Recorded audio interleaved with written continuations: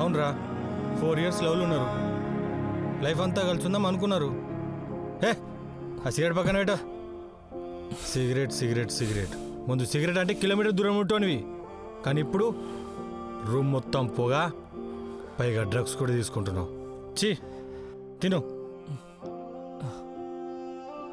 9 నెలలు అవుతుందిరా తను నిన్ను వదిలేసి. తను చాలా హ్యాపీనే ఉంది, కానీ నువ్వే. అరే మామ, ఒక్క విషయం చెప్తా, గుర్తుంచుకో.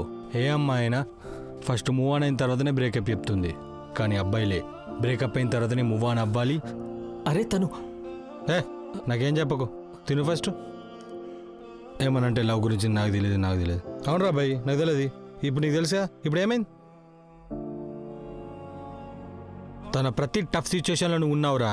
ఈ సిచ్యువేషన్లో తనుందా? ఇందులో లవ్ వేడుందిరా.